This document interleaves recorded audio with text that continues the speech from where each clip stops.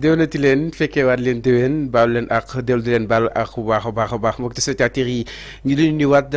rafetluwaat ànd bi ànd ñoo saa su nekk ak suñu programme di leen dalal jàmm seen émission le point de l'actu en direct na tey ngeen ko am à cette heure mooy wane que ni li nga xam ne que moo di justement ba tey ñi ngi seen plateau déwénati yi ànd ak yéen téléspectateurs yu Sénégal 5 TV daal leen wéetali si wàllu actualité te lay réew mi si nu mu gën a yaatoo exactement alors donc plateau spécial tey le point de l'actu bu spécial chers téléspectateurs ngeen am aujourd'hui ak ki nga xam ne que mu di Serigne Niang Serigne ñu leen nuyu bu baax a baax de la ziar de la déwénituwaat bàyyi nga daal di nuyu téléspectateurs yi justement. maa ngi lay fay Baye Fallou maa ngi lay ziar itam di la baalu àq ci la ñu jógee di la ndokkeel itam di ñaan yàlla gën a yokk xéwal yi gën a yokk teraanga yi gën a yokk sutura si yàlla bàyyi ñu fi def ñu ay magu kilifa ay magu xéwal. amiin di nuyu Sénégal yi ñu suivre yëpp rawatina nag ñu si diaspora bi di leen baalu àq di baalu àq ñëpp itam. di wax ni comme tabaski nañ ci jàmm ñu ñaan fekkee ko yaat yu bare. amiin voilà yàlla yombal lépp itam di ñaan yàlla rek comme d'habitude yàlla may ñu dugg ci waxtaan bi ci bismillahi rahmani rahim jeexe ci alhamdulillahi rabbil alamin alors jërëjëf Serigne ñu ngi koy jaajëfal bu baax a baax dugg si waxtaan bi si bismillah daal di koy jeexale si alhamdulilah bi yàlla min di ziar bu baax a baax képp ki nga xam ne itam jamono ji da nga daal di toog daal di jàkkaarloog ak li nga xam ne que moo di la première chaîne de télévision digitale bu Sénégal alors di leen dalal jàmm si émission li nga xam ne que moo di justement le point de l'actu spécial déwénati waaye itam spécial balonte ak alors Serigne dañuy koy daal di ñëw exactement si nu mu gën a yaatu suñu ay ponk bokk na par rapport ak décision bi nga xam ni itam Ousmane Sonko jël na ko récemment foofu si diwaanu Grand Théâtre imposé li nga xam ne que moo di justement ces patrons de presse à payer leurs impôts gis ngeen dem aussi Maïmouna Ndour Faye aussi def benn sortie allant dans ce sens dem beneen sortie bu menaçant que ni Ousmane Sonko moo ordonné pour ñu daal di tëj seen ay comptes des na ko daal di faram-fàcce si lu mu gën a yaatu exactement par rapport aux accusations de Maïmouna Ndour Faye à l'encontre justement du premier ministre ki nga xam ne que moo di Ousmane Sonko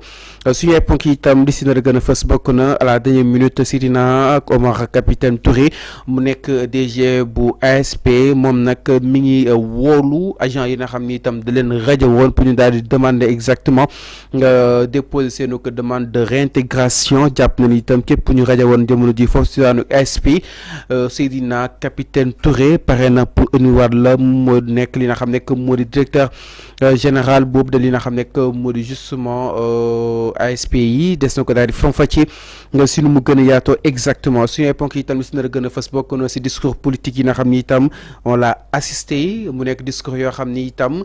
amaana ni am na si li nga xam ne que moo di tabaski bi dañ ko daal di faram-fàccee ki nga xam ne que moo di Serigne Niang den daal di ñëw itam naturellement sa actualité foofu si diwaanu ko France ki nga xam ne que moo di Bassirou Diomaye Diakhar Faye son excellence monsieur le président amal na fa benn discours bu am solo lépp na dañ ko daal di yaatal si li nga xam ne que moo di les 50 minutes de déwénati ak suñu chroniqueur alors donc Ali dañuy dem sans plus tarder par rapport ak li nga xam ne que moo di Seydina capitaine Touré une information boo xam ni itam wàcc na à la dernière minute donc ki nga xam ne que moo di capitaine Touré nag moom leen daal di fal njiit ku yees boobu de agence d'assistance à la sécurité de proximité di li nga xam ne que moo di ASP yi moom itam ñu xamanoon ko si capitaine Touré jàppale ni itam moo daal di jël une décision de taille ginnaaw ba nga ko daal di rajee nag moom si boppam diggante 2021 jàpp 2024 jàpp na ni itam radiation yi nga xam ne itam amoon na si boobu de li nga xam ne que moo di justement si période diggante 2021 jàpp 2024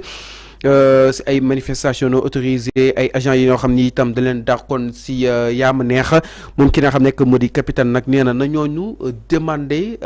seen ko réintégration si boobu de li nga xam ne que moo di corps pare na pour daal di war a mën a liggéeyaat ak ñoom exactement donc ces agents ñi ngi doon réclamer benn ko revalorisation justement seen ay salaire bu nekkoon demande boo xam ni itam direction bu fi nekkoon da leen ko daal di gànkaloon le nombre exactement des agents radiés maanaam ñi ñu dàkkoon xamuñu si ñaata leen daal di toll mais ki nga xam ne que moo di le mouvement Frappe France Dégage mi ngi woon si boobu de combat pour daal leen réintégrer chiffres yi nga xam ni itam ñoom joxe woon nañ ko tolloon na si 128 agents yi nga xam ni itam da leen rajo woon ma ni kon nag les ASP avaient bravé l'interdiction de manifester et étaient descendus dans les rues pour exprimer leur mécontentement maanaam ginnaaw bu noonu daal di grève bëgg ñu daal leen yokk seen ay salaire naka noonu nag leen bravé exactement cette interdiction daal di wàcc ci tali bi daal di wax leen xam ni itam moo leen daal di nakari naka noonu nag direction bi jëloon benn décision daal leen doon dàq rajo yooyu da li nga xam nekk moo di agent capitaine Touré nag mu nekk nit bu yees bi moom nee na ñañ dàqoon si ñiñ manifester bravi woon boobu da li nga xam nekk moo di interdiction booral ka fa nekkoon nit ànd seeg ki nga xam nekk moo di le président de la République dàq leen seenu ay bërëb réewukaay ki nga xam nekk moo di capitaine Touré nee na pare na pour daal di xoolaat yooyu de dossier ñoom tamit ñu daal di war a mën a ñëwaat chaque intéressé devant joindre à son dossier son acte de radiation. Les demandes sont reçues jusqu'au 31 juillet 2024 exactement. Alors Serigne nag nga daal di jàngatee cette décision bi nga xam ni itam capitaine Touré jël na ko ci ASP yi ñi nga xam ni itam ñoom leen dàqoon amaana ni teguñu koon fenn gis neen boobu de combat Guy Marius Sagna ak compagnie yàggoon ko daal di porter une avance de taille allant dans ce sens fii ak ba 31 juillet mën a indiwaat seen ay dossiers war a mën a dooraa seen ay liggéey concrètement. waaw jàpp naa ni ouf de soulagement la pour véritablement agent yi nga xamante ni dañu subiroon injustice sous le régime du président Macky Sall. comme moom comme Seydina Oumar Touré. parce que moom gis nañ la ko génne woon gendarmerie une injustice bu nga xamante ni aujourd'hui moo taxoon ñu radier ko. génne ko daal di koy génne gendarmerie ba nga xamante ni fa la nekkoon. donc jàpp naa ni tey bu ñu ko déggee corps bu mel ni ASP également son premier acte tey véritablement. mooy xool ñëpp ñi nga xamante ni c'était des agents yu subir injustice tax ñu génne leen fa dàq leen fa mu ñëwaat réintégrer leen comme li Pape Alé Niang def fële ci RTS parce que Pape Alé Niang bi mu ñëwee RTS son premier acte sa première déclaration foofu la ko orienté parce que véritablement oui parce que c'est dans l'ordre normal des choses c'est juste pour réparer une injustice parce que mënoo ñëw ni da ngay xeex injustice dund ko nekk victime injustice ba pare di bàyyi injustice di wëy donc jàpp naa ni Pape Alé ba mu ñëwee loolu la njëkk a def ne ñëpp ñu nga xamante ni dañ leen yóbbu woon frigo wala ñu dàqoon leen te teguñu ko fenn itam véritablement ñoom dañoo war a recouvrer seen ay droits. te loolu nag mooy kii moo tax ma jàpp ni c'est un ouf de soulagement. une mesure véritablement à encourager. Maintenant ça dépend également aux intéressés de se joindre à lui pour se conformer véritablement ca la nga xamante ni aujourd'hui moom la décidé jàpp naa ni daal c'est une bonne décision une décision véritablement à apprécier une très bonne initiative allant dans le sens véritablement de réparer une injustice subie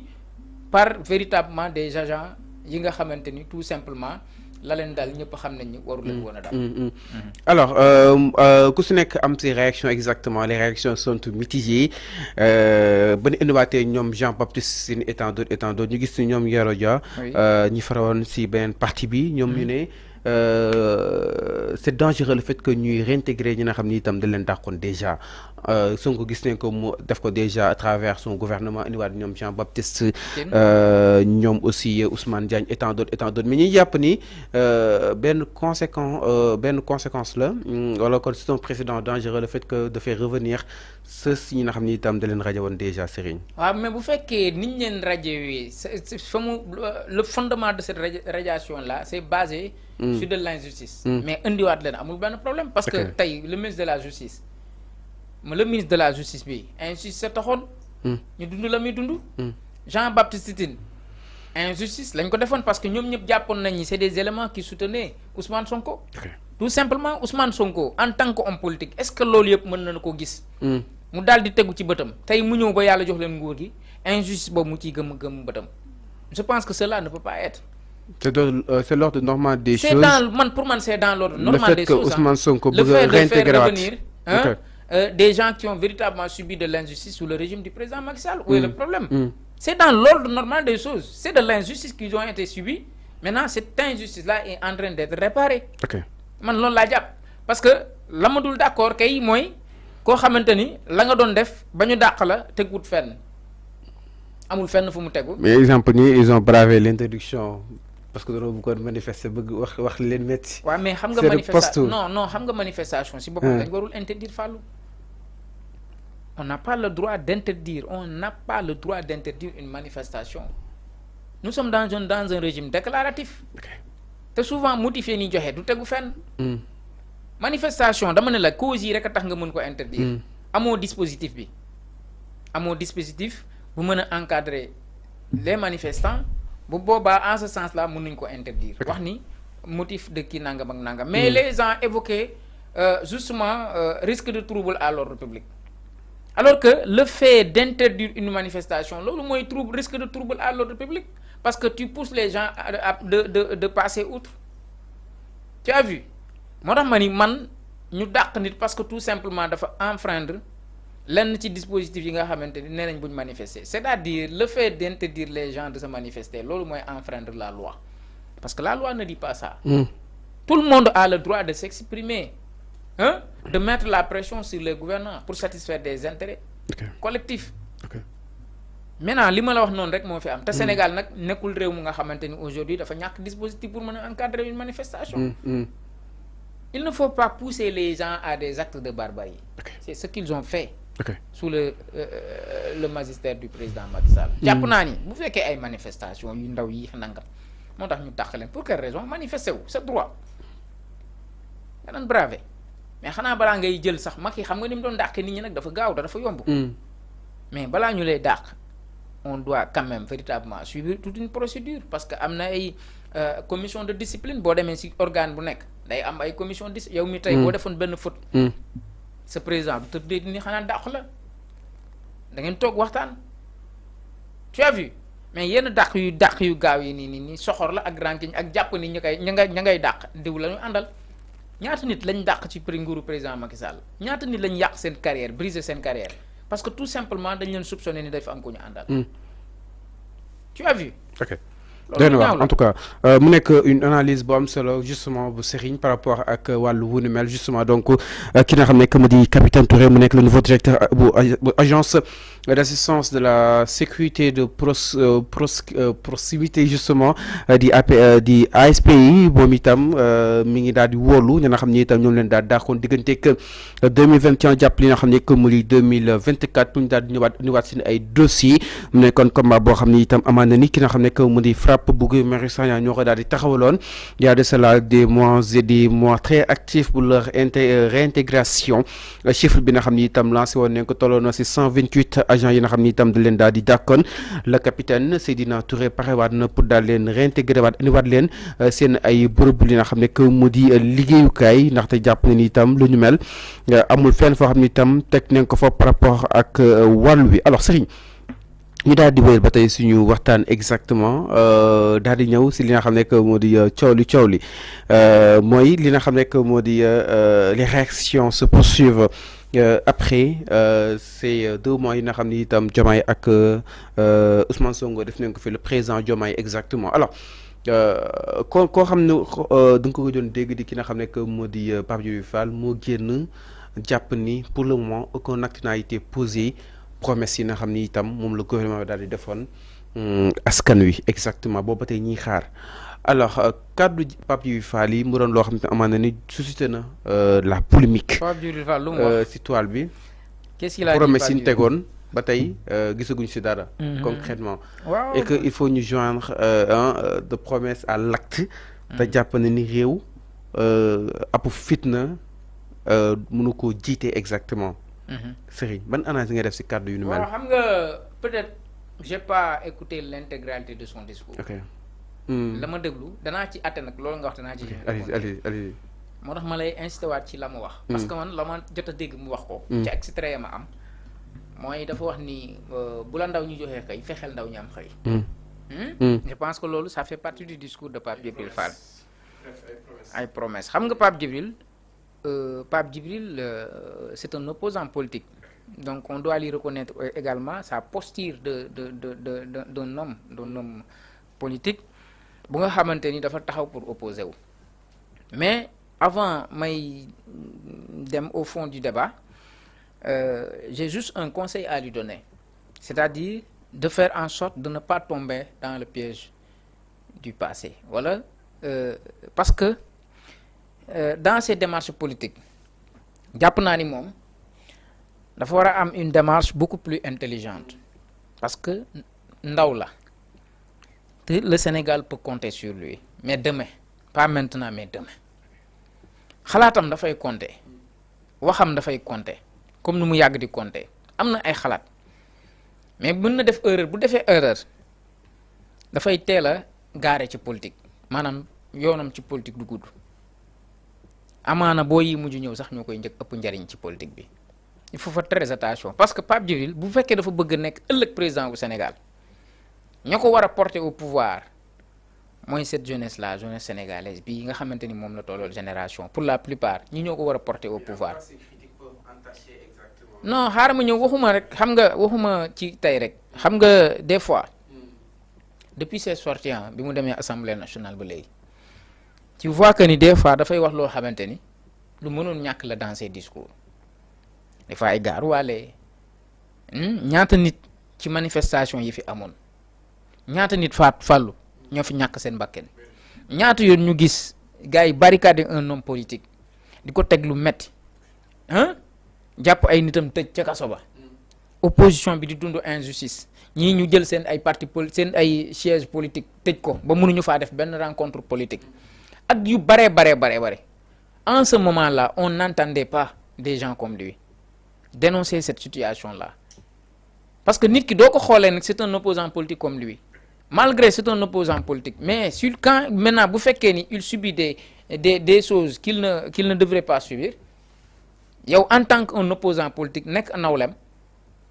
véritablement tu dois dénoncer cette chose là te xam nga loolu dafa bokk ci li nga xamante ni tey bëriwuñ ñu bare daan ko def ci kii bi moo tax man la na am une démarche beaucoup plus intelligente ba ñu dugg ci yenn détails yi parce que la mu koy yàqal moo ëpp la mu koy jural mën nañ critiquer on peut critiquer waaw mais loolu non amul sens mais Fallou non xam nga c'est-à-dire affaire bi du bëgg a siiw xam nga bëgg a siiw itam bu mu la dugal ci wax lu ñu lay xeebee bëgg a siiw également bu mu la dugal ci wax joo xamante ni mën na la porter préjudice bëgg a siiw également bu mu la dugal ci wax joo xam mën na la jural erreur et que les erreurs politiques se payent cash quand même il faut qu'on soit beaucoup plus intelligent par rapport aux actes que nous posons c'est tellement important man j'ai beaucoup d'espoir en lui mais nag il risque même véritablement de se glisser dans un piège bu nga xamante ni mën na si bañ a gaaw a génnaat ëllëg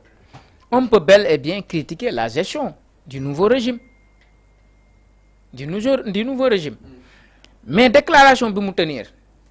ci feetu tabaski bi c'est son droit le plus absolu quand même il a le droit de dire véritablement que ndaw ñi fexe nañ ba ngeen am xëy fexe leen ñu am xëy ça veut dire tout simplement nañu góorgóorlu ca la nga xamante ni aujourd'hui moo tax na xale yi porté leen au pouvoir xale yi amuñu liggéey ak nangam mais loolu je pense que gouvernement bi ñu ngi ci liggéey ñu ngi ci yoon boobu ñu ngi ci logique boobu mais wax ni nag vraiment actes yi ñu posé c'est pas conforme aux promesses yi nga xamante ni dëgg loolu c'est un mot de trop su fekkee ni moo ko wax su fekkee ni moom moo wax loolu jàpp naa ni c'est un mot de trop parce que quand même nag quoi que l'on puisse dire Fallou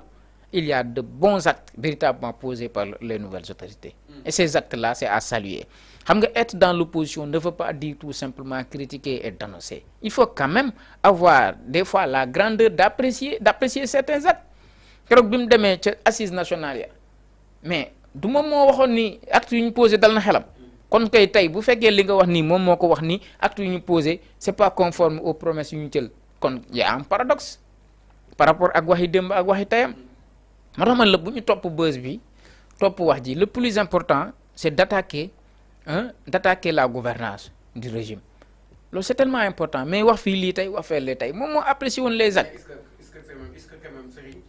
mën nañu jàpp ni donc est-ce que les premières prémices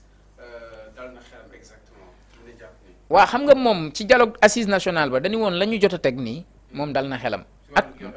waaw dañuy moom loolu la wax d'une manière générale dañu woon ak lii ñu jot a posé nii dal na xelam.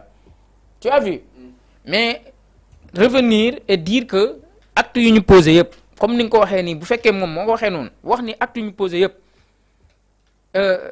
amul répondrewul tey ak promesses yi ñu jëloon loolu moo tax ma ni am na paradoxe bu am par rapport ak waxi démb ak waxi tayam waaw.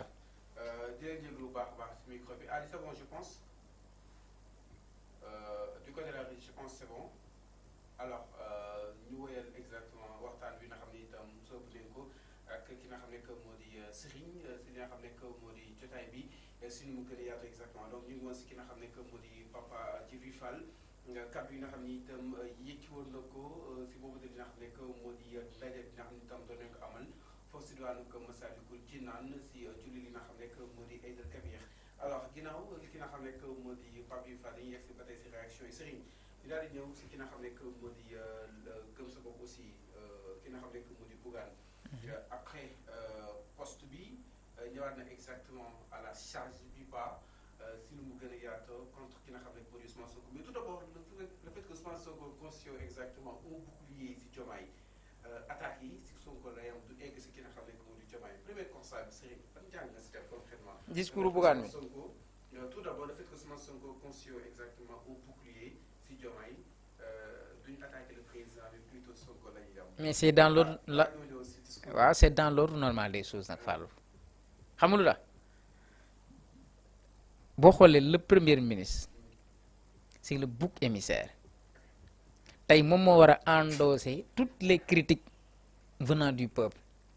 tey kooku dafa war a nekk un bouc émissaire la war a doon ci régime bi ci président bi dafay mettre à l'abri le président de la République de quelques contestations yi nga xamante ni dafay jógee ci kii bi loolu mooy objectif bi l'objectif d'avoir un premier ministre c'est ça ñëpp bu ñuy pointer daal di koy pointer le doigt nga xam ni le président de la République dafay mën a nekk à l'abri des critiques mën a doxal la mu bëgg a doxal c'est ça l'objectif, ça s'inscrit dans l'ordre normal des choses que toutes les critiques véritablement s'orientent vers Ousmane Sonko en tant que premier ministre moo tax tey poste premier ministre bi c'est un poste stratégique poste la bu baax ci moom parce que moom c'est un gars qui peut assumer qui assume et c'est un gars véritablement qui est prêt tey tax pare na pour dékku li nga xamante ni ay critiques la jëm ci mais ndax nee naa la c'est dans l'ordre normal des choses tey le premier ministre non bouc émissaire la de manière naturelle le premier ministre dafa mus a nekk un bouc émissaire nekk quelqu'un bu nga xam ne dafay taxaw pour que véritablement le président de la République soit à l'abri des critiques partisanes loolu mooy l'objectif principal du premier ministre. alors am na solo oui. par rapport ak wàllu bu mel jëmale si ki nga xam ne moo di Ousmane Sonko di nga xam ne itam noonu la toogee benn bouclier jëmale si attaque yi nga xam ne itam amaana ni des fois mu koy daal di subir envers ki nga xam ne moo di le président Bassirou Diomaye Diakhar alors Serigne ñu daal di ñëw si li nga xam ne moo di le discours de Bougane Gueye Dany exactement discours bi si forme bi ak si fond bi naka la ko daal jàngatee. waaw Bougane xam nga li mu def c'est une réplique waaw parce que Ousmane Sonko a fait une conférence publique jàkkaarloog ay militants Pastef ndawi Pastef daal di leen xamal ni véritablement dem na sax ba tudd ay délinquants fiscaux voilà Bougane moo boobu la utiliser donc jàpp naa ni loolu moo animé Bougane le président Bougane Gueye Dany mu génn daal di indi une réplique par rapport à ça daal di xamale ni véritablement yëkkati kàddu googu ci wàllum nekk sàcc moo ma gënal fenkat nekk fenkat donc ñëpp am nañ perception ni Ousmane Sonko lay waxal parce que tout simplement il fait allusion au dossier de Mame Mbaye Niang bi nga xamante ni tey moo tax ba Ousmane Sonko nekkul candidat ci élection présidentielle yi jàpp naa ni c'est une réplique normale bu mu def envers le premier ministre loolu jàpp naa ni lu normal la te doon naa ko xaar itam mu indi ay répliques par rapport à ça maintenant nag boo xoolee ci forme bi comme ni ko gars yi di waxee xëy na peut-être l'endroit ba nga xamante ni fa la ko waxee la nit ñi ni non seulement endroit ba c'était pas un endroit adéquat à ces genres de discours mais également bés ba parce que ñëpp xam nañ ni bésu tabaski la woon bésu baalante ak parce que suñu homme politique yi aussi dañu habitué à parler bu fekkee yenn bés yi dafa am bésu tabaski tam xarit ak yu mel noonu nga xam dañuy dem ci jumaa ja ñu daal di wax seen ay mbëbët ak seen ay la ñu bëgg ñaanal réew mi itam waaw mais jàpp naa ni daal la nga xamante ni président Bougane Gueye Dany wax na ko c'est un homme politique c'est un homme politique il a apporté une réponse par rapport à ce que Ousmane Sonko a dit. mais est-ce que Ousmane Bougane des fois duñ noter benn inexpérience politique exactement envers justement si moom. waaw mais man dama jàpp ni du ma jàpp ni sax inexpérience ah xam nga la laay jàpp ni muy doxalee noonu la bëggee waaw man Bougane jàpp naa ni même sax ba ci choix bi nga xamante ni def na ko ci élection présidentielle yi ñu bëree bëri jàpp ni erreur la wala na mu doxalee warul woon doxee noonu man jàpp naa ni la mu def ci moom selon moom noonu la ko bëggee noonu la ko gisee et c'est tellement stratégique ci moom itam parce que jàpp naa ni moom ala kulliyaalin dafay delluwaat ci opposition bi même bu jàppale woon gars yi ba ñu falu il va revenir dans l'opposition s'incarner dans l'opposition parce que moom jàpp na ni askan wi la fi nekkal donc kon dafa war toujours féete ci côté askan wi waaw man jàpp naa ni daal même bu jàppale woon gars yi ba ñu gagné élection présidentielle il va revenir dans l'opposition waaw parce que moom dafa bëgg incarner boppam man ci ni ma ko jàngatee moo tax ma ni choix ba mu def jàppee ma ko une erreur dama jàpp ni c'est un choix stratégique par rapport ak moom ni nga xamante ni moom noonu la bëgg a doxalee. mais quand même est-ce que du ko jural li nga xam ne que moo di ay noonu parce que waaw mais c'est tout waaw xam nga loolu c'est dans l'ordre normal des choses. waaw xam nga Fallou. xam nga Fallou man nee naa la ay actam ak ay kiwam laa jugé nee naa lii muy doxalee nii xëy na peut-être noonu la gisee moom jàpp na ni lii nii la mën a doxee pour génn ci parce que certes nee nga mën na si ñàkk ay sympathie mais jàppal ni aussi mën na ci gagner ay sympathie aussi oui si xam nga Ousmane Sonko déclaration yi muy def yëpp bul jàpp ni moom itam lépp yëpp yi mu ci def ci gagner ay sympathie des fois mu wax am lu mu wax loo xamante ni ñu bëri duñ ci gis seen bopp comme beaucoup de leaders hein d'ailleurs je ne le défends pas parce que dama jàpp ni man Ousmane Sonko yàgg naa la toog fii ne la nay wax dafa war di wax parce que y a beaucoup de manipulation et que buy wax mën na barrer la route à ces manipulations là xam nga c'est-à-dire la ma bëgg a attirer attention wu nit ñu bari rek mooy wax na loo xamante ni neexul ka mu ko wax ñu jàpp ni am na lu mu ko mën a wàññi ba ñu jàppee ni am na lu mu ko mën a wàññil waaye nañ jàpp ni itam am na lu mu ko mën a yokkal itam waaw am na lu mu ko mën a yokkal itam waaw. mais Bougane quand même base politique am reste à désirer étant d'autres Serigne. waaw est-ce que concrètement il devrait entrer en conflit avec li nga xam ne moo di ce nouveau régime nga jàpp ni peut-être. non est-ce que conflit la Fallou aussi. parce que Ousmane Sonko dafa mel ni Bougane ko déclaré guerre. waaw xam nga moo tax ma ni la réponse la bu mu indi bu mu apporté par rapport ak discours bu Ousmane Sonko defoon c'est un homme politique xam nga Ousmane Sonko est un homme politique qui a parlé Bougane est un homme politique qui a répondu man noonu laa ko gisee maintenant nag la ci des nag mooy interprétation yéen nit ñi di def mu jóge fu ne mais damaa jàpp ni Ousmane Sonko xam nga Ousmane Sonko ba nga koy introduire keroog dañu wax ni président wu en tant que dafa ñëw en tant que président wu parti bu ñu ko invité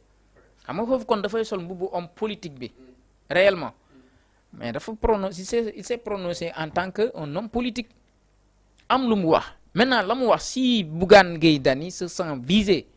des propos de Ousmane Sonko c'est son droit le plus absolu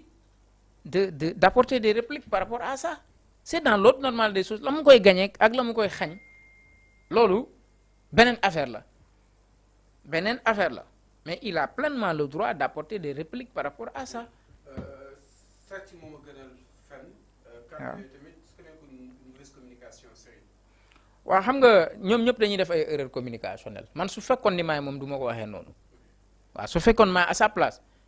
je ne le dirais pas de cette façon là moo tax ma ni Fallou gis nga nos hommes politiques là pour analyser leen dafa jafe parce que des fois ñu waxee nen mën nga yow mi koy concevoir ak mi koy nangu mën nga gis ni erreur la fekk ñoom ci seen communication bu stratégique la ñu def ñoom ci seen biir mais nag après analyse yu bëri mën nañ gis ni erreur la sur le plan communicationnel man nee naa en tant que man Serigne bu fekkoon ni man la du ma ne nag Bougane war woon defee noonu de mais dama ne bu doon man la man du ma waxee nii wala du ma defee nii tu as vu dossier bi nee nañ c'est un dossier pendant moom defal nañ ko redressement fiscal bu 2 milliards dossier yi mi ngi ci wàllum yoon war na ci àddu ba maa ngi déglu sànq Mamadou Ibra Kane ba ni dinañ saisir ñi ay kii ak yooyu nangam ak nangam même à l'échelle internationale daañu ci wax ak yooyu tu as vu donc il y a des véritablement des communications yu nga xamante ni amul njëriñ di ko tëral itam di ko wax itam en tant qu'un homme politique parce que après les interprétations yi nga xam ne dafay jógee fu nekk mën nañ ko jëlee ci sens bu nga xamante ni mooy loolu mais daal de toute façon ce qui est sûr et certain il est dans sa logique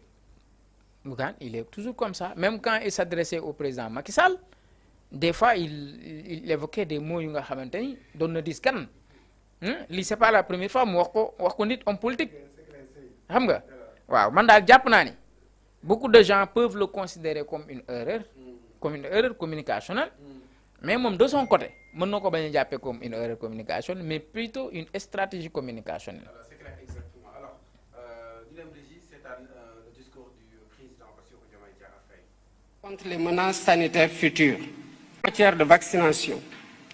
Bien que l'Afrique représente environ 20% de la population mondiale, son industrie de vaccins fournit à peine 0,25% de l'offre mondiale. Le continent est encore largement tributaire d'autres régions du monde pour couvrir ses besoins. C'est dire l'immensité de la tâche qui reste à accomplir pour la souveraineté vaccinale de l'Afrique. Mesdames, Messieurs, en consacrant cette rencontre au lancement de l'accélérateur de la production des vaccins en Afrique, AVMA, Gavi et l'ensemble de ses partenaires s'inscrivent dans la voie pour corriger les points faibles du continent en matière de riposte face aux pandémies, telles que le manque d'équipements et de médicaments, mais surtout de vaccins. Nous avons vécu cela pendant la pandémie Covid-19 avec l'arrivée tardive et en nombre insuffisant des vaccins. Un des défis majeurs pour l'Afrique aujourd'hui, c'est de produire des vaccins, des médicaments et diagnostics, mais également d'accéder aux plateformes de commercialisation pour participer pleinement à la lutte contre les menaces sanitaires futures. C'est une volonté politique de l'Afrique et nous invitons tous les partenaires à soutenir cet agenda qui constitue une priorité au même titre que les autres priorités liées notamment aux situations de guerre ou de changement climatique. L'Afrique a les capacités de production locale de vaccins. Des pays pionniers s'y sont engagés, dont le Sénégal avec l'Institut Pasteur de Dakar. Je rappelle que cet institut existe au Sénégal depuis un siècle et qu'il a une expérience quasi centenaire dans la fabrication de vaccins. L'Institut Pasteur de Dakar a fabriqué son premier vaccin contre la fièvre jaune en 1937. Ce même vaccin a reçu la préqualification de l'OMS en 1966, donc depuis plus de 50 ans. Dans la perspective de la consolidation de ces acquis et de la réalisation de l'objectif de l'Union africaine de produire sur le continent 60% des vaccins utilisés sur place d'ici 2040, l'Institut Pasteur de Dakar a initié,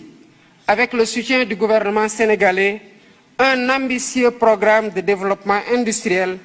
estimé à 252 millions de dollars. Ce programme vise à maîtriser toute la chaîne de valeur en matière de production pharmaceutique, depuis l'identification des besoins jusqu'à l'utilisation des produits par les bénéficiaires. La réalisation de ces infrastructures et l'acquisition. Alors mbokk yi loolu moo nekkoon li nga xam ne moo di le discours du président Bassirou Diomaye Diakhar Faye foofu si diwaanu France loolu moo ñu permettre ñu attaquer exactement ce discours imposant bi nga xam ne itam Bassirou amoon na ko foofu si diwaanu France Serigne mu daal di ñëw si nu mu gën a yaatoo si waxtaan wi digganteeg Sénégal ak li nga xam ne moo di France mu daal di jàpp ni 50-50 bi il est temps daal di koy indi si ñaari dëkk yu nu mel waaye itam coopération mutuelle daal di si gis suñu intérêt bu baax a baax a baax alors naka daal di jàngatee ce discours de Bassirou le président devant Emmanuel Macron. waaw un discours tellement porteur d'espoir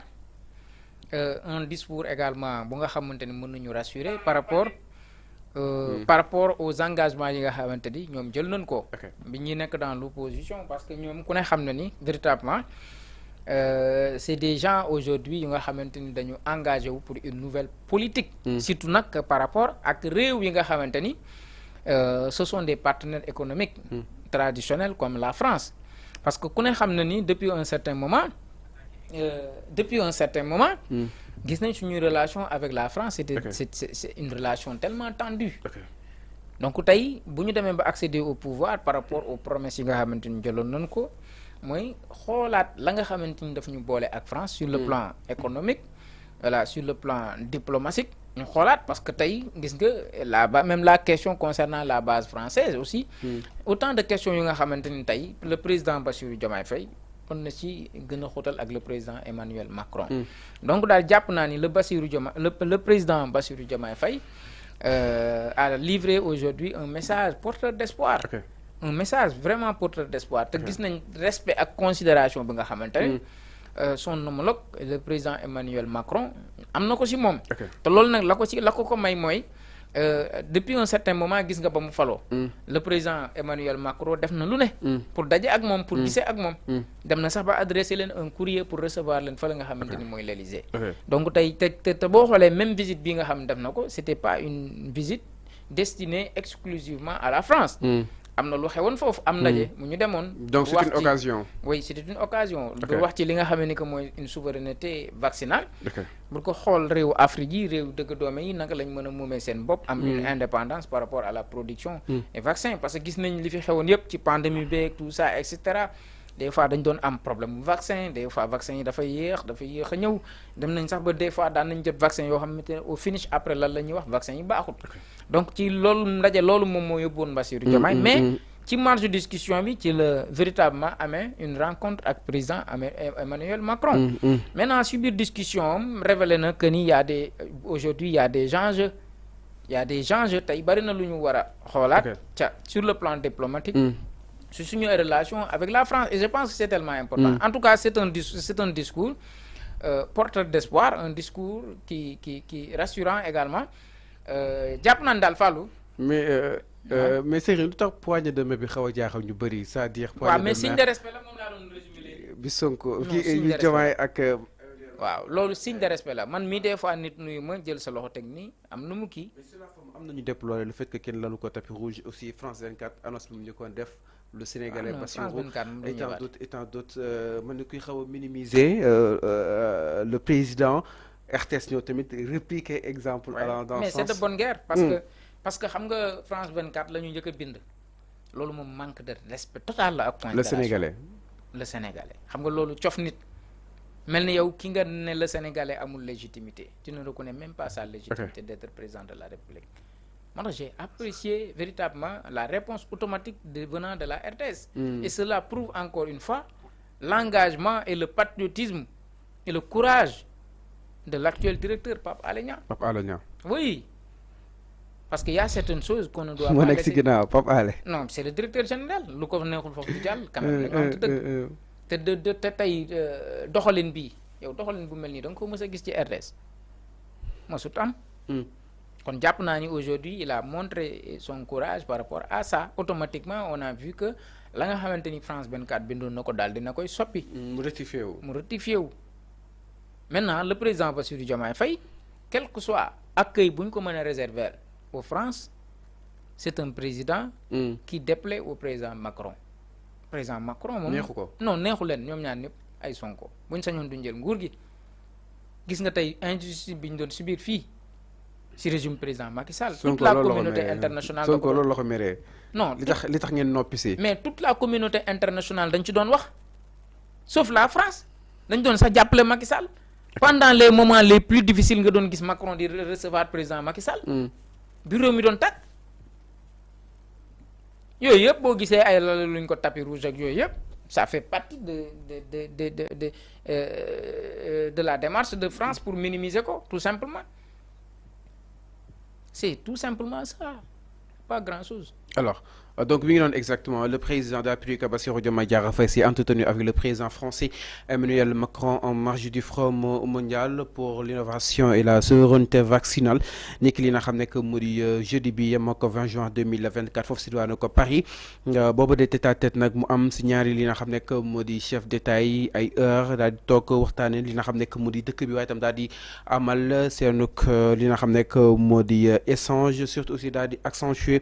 si li nga xam ne que mu di les priorités de l'heure si bien communiqué bi nga xam ne itam jot nañ ko ñaari présidence yi ku si nekk def na li nga xam ne moo di communiqué diggante ak Sénégal ak li nga xam ne moo di France. À l'occasion de ce premier échange, les deux chefs de l'État ont exprimé leur volonté commune de donner une nouvelle impulsion au partenariat diggante ak Sénégal ak li nga xam ne moo di la France fondé sur un respect mutuel, un partenariat équilibré au service des intérêts réciproques des deux peuples exactement. Alors ñu gis ni ki nga xam ne moo di Alioune Tine Africa Jom Center def na benn sortie jàpp na ni vu que ba tey ñu utiliser li nga xam ne moo di wala kon ñuy utiliser ba tey franc CFA bi bàyyi aussi l'armée française dafa am na ba tey ses bases France ba tey daf ñuy jàppee li nga xam ne moo di bu mu ndotteel exactement naka ndaa di gisee cette sortie justement d'Alioune Tine allant dans son sens. waaw xam nga régime bi fi nekk Fallou ñoom dañoo mës a xeex pour ñu am une monnaie bu ñu moomal suñu bopp. ok dañoo mës a xeex itam pour que li nga xam ne ni que mooy base française yi jóge fi parce que amuñu njëriñ. parce que en réalité boo bëggee dégg-dëgg les bases françaises là la ñu fiy def ak la ñu fiy liggéey c'est pour tout simplement encadrer les entreprises françaises de pillage. ok entreprise yi nga xamante ni ñoo fi ne di luubal suñu ay alal di ko sàcc di ko yóbbu. pourtant bu ko Sonko waxee am na ñu daal si kawam. oui mais dama ne la loolu c'est la triste réalité. base française yi yow ban njëriñ lañ la amal ban njëriñ lañ amal réew mi. ban njëriñ Sonko dañu woon sax suuf sa dañ ko soxla tu as vu c'est-à-dire xam nga en réalité amaluñ benn njëriñ. Sénégalais yi donc loolu war nañ ci liggéey itam bu dee amaluñ fi njëriñ ñu génnee leen fi. beneen bi mooy la question concernant cette monnaie là parce que ñun on n'a pas une monnaie solide quand même quoi que l'on puisse dire. monnaie bi dëgërul. non dëgërul yow monnaie boo xamante ni par exemple gars yi bu ñuy ñëwee fii di jënd say matières premières bu ñu koy jël ci seen monnaie. ok lañ koy jël see. ok seen monnaie la ñuy non si seen monnaie. yow ci sa monnaie nga leen di jaayee non du moins seen monnaie la ñuy indi te seen monnaie gis nga doole bi nga xamante ni moom la am. euro bi ak dollar bi. yow c'est-à-dire ñoom bu ñuy jënd sa matière première du tekki dara valeur du am valeur bu tekki dara. parce que lañ koy si ci xaalis bañ koy jëndee la. tu as vu. xam nga Kadhafi loolu la proposé woon Kadhafi demoon na ba proposé te boo xoolee même rey gën ko rey looloo ko gën a waral. Kadhafi dafa proposé woon ni moom ay matière première am képp ko soxlaate ci xaalisam nga koy jëndee parce que loolu mooy indi ëpp valeur bañ na ko ba yow booy leb. da ngay leb ci dollar ngay leb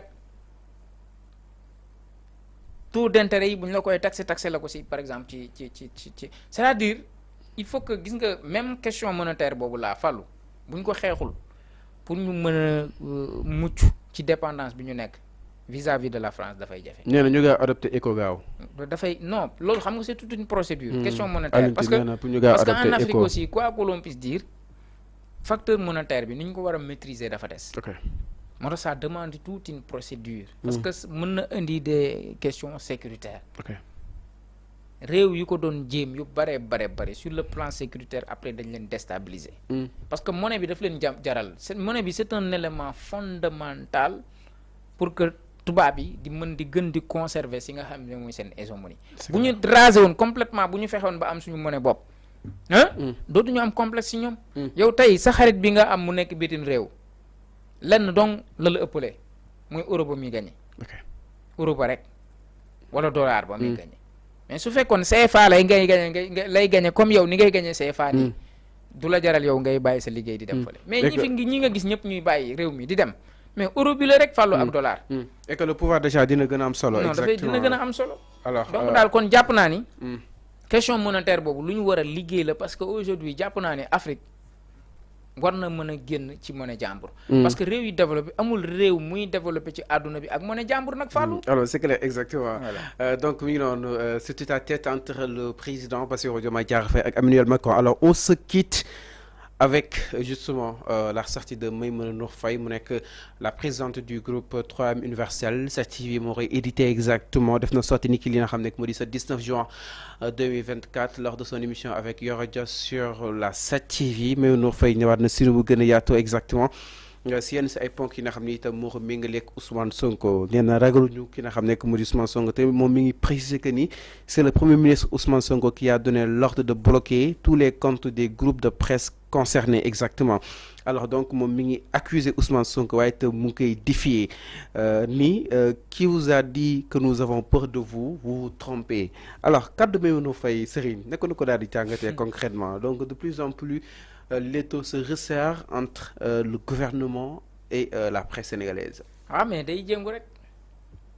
xam nga li mu wax nii bu ci amul benn preuve diffamation la caabi day jëngu elle se rebelle. jàpp na ni lépp Ousmane Sonko moo nekk ci ginnaawam Ousmane Sonko n'est pas le directeur des impôts et domaines à ce que se chasse. C'est pas à lui de fermer des comptes. En tout cas Ousmane Sonko la mu man ak la mu wax ak li mooy jël initiative ne ku luubal di nga luppi initiative yooyu la mën a jël volonté boobu rek la mën a am. Maintenant la ci des c'est pas à lui de décider cela. tey bu nee ña luubal daañu leen yóbbu ci yoon traduire leen justice dana def liggéeyam sax moom loolu wax jooju sax moom mënu ci àgg foofu. ñenn Ousmane Sonko est à l'origine de tous ces problèmes. exactement d'après ses propos relayés. waaw loolu xam nga waxam la léegi loolu jugement am la moom. c'est son propre jugement loolu la jàpp. loolu la jàpp. gis nga bi ñu nommé le général Kandé biñ ko envoyé Inde. mais luñ ci déggut amut dafa xuloog Ousmane Sonko ko nangam moom la joteel moo tax alors que c'est pas Ousmane Sonko qui nomme aux emplois civils et militaires. kooku c'est une prérogative dédiée exclusivement au président de la République. donte na le président de la République pour déléguer certains de ses prérogatives au premier ministre. Mais le plus important à ce que je sache c'est pas Ousmane Sonko qui ferme les comptes c'est pas Ousmane Sonko. Donc c'est pas Ousmane Sonko. Ousmane Sonko peut avoir l'initiative ça veut dire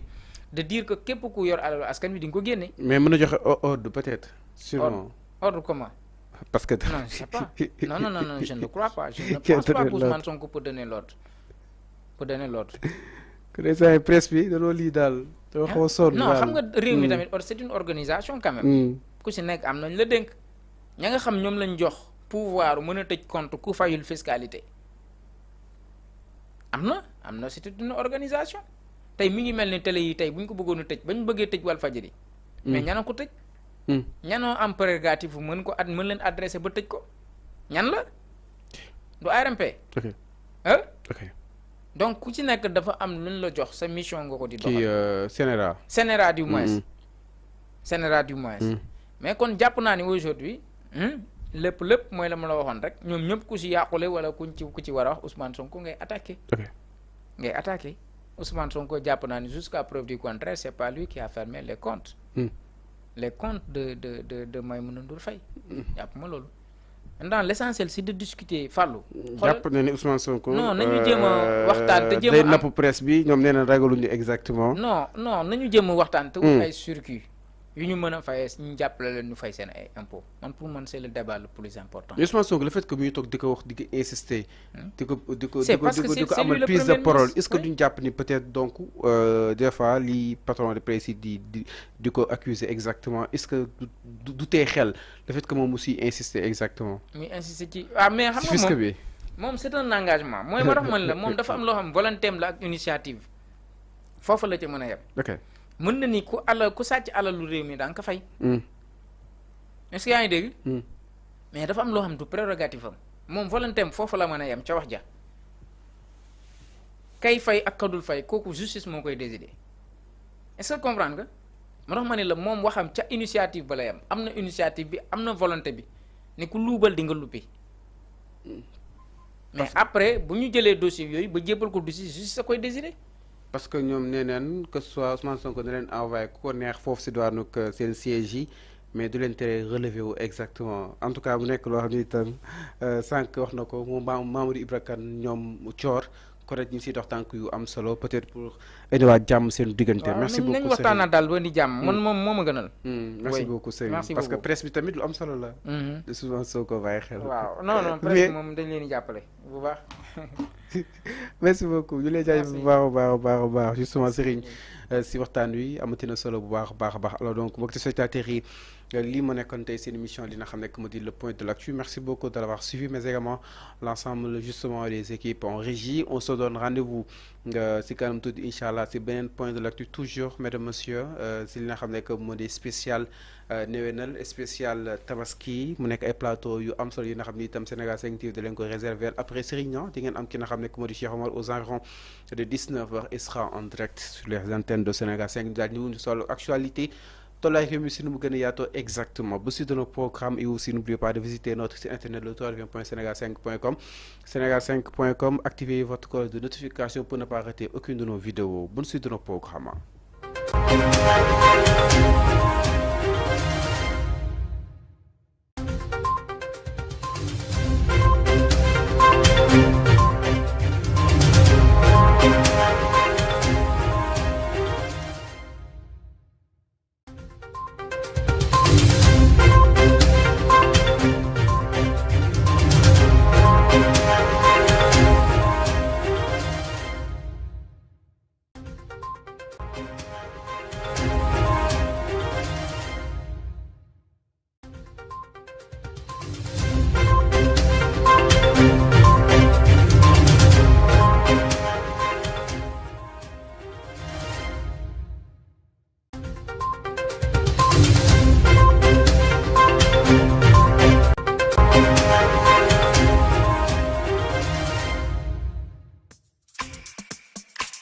CEFAS, le centre de formation africain du Sénégal. École, alternance, école-entreprise, stage professionnel. Reconnu par l'État du Sénégal et le Centre international privé européen des études professionnelles. CIPEP, des écoles internationales. Le premier centre de formation privé au Sénégal. Une école d'excellence et de référence composée de 2 départements. Un département des sciences de la santé et un département de management et technique. Nos filières en santé, infirmier d'État, sage-femme d'État, assistant infirmier d'État, analyse biologique, délégué médical, vendeur en pharmacie, secrétaire médical, biologie médicale, aide-soignant. Nos filières en management, transport et logistique, commerce international, transit douane, gestion des ressources humaines, comptabilité et gestion, secrétariat bureautique, hôtellerie et restauration, marketing et communication, informatique de gestion, gestion des entreprises, banque, finance, assurance, journalisme et communication, qualité, hygiène, sécurité et environnement, marketing digital et nos filières en technique, génie civil, génie informatique, génie électrique, génie mécanique, électromécanique, électrotechnique, agroalimentaire, réseau et télécommunications, infographie, développement web.